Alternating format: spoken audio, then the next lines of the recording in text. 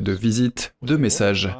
Alors que le monde entier a les yeux rivés sur les premiers entretiens officiels du dirigeant chinois Xi Jinping à Moscou depuis le début de la guerre, le Premier ministre japonais Fumio Kishida effectue le même jour une visite surprise à Kiev.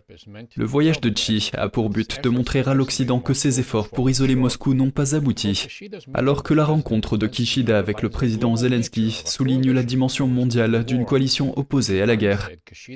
Le Japon a déclaré que Kishida fera preuve de solidarité et d'un soutien indéfectible à l'égard de l'Ukraine lors de son voyage dans la capitale du pays. Le Premier ministre a visité Boutcha, une ville située à l'extérieur de Kiev, qui est devenue le symbole des atrocités commises par les Russes à l'encontre des civils. Kishida est ainsi le premier dirigeant japonais de l'après-guerre à se rendre dans une zone de guerre. Ces deux visites interviennent alors que la tension monte entre les rivaux régionaux et les principales puissances économiques. Le moment choisi pour le voyage du dirigeant japonais n'est pas une coïncidence et a probablement pour but d'atténuer l'impact que le dirigeant chinois espérait avoir. Kishida était le seul dirigeant du G7 à ne pas s'être rendu en Ukraine, alors qu'il était soumis à des pressions internes pour le faire. Il a été l'un des dirigeants asiatiques le plus ouvertement opposé à l'invasion.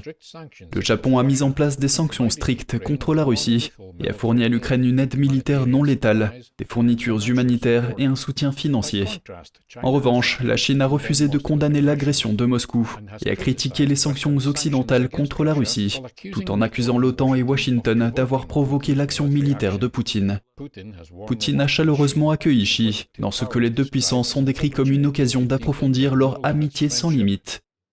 La Chine considère la Russie comme une source de pétrole et de gaz, et comme un partenaire pour s'opposer à ce que les deux pays considèrent comme une domination américaine sur les affaires mondiales. Les alliés occidentaux de Kiev ont exprimé la crainte que Pékin aide la Russie dans ses efforts de guerre, bien que Pékin insiste sur le fait qu'il est un intermédiaire neutre dans les efforts de paix.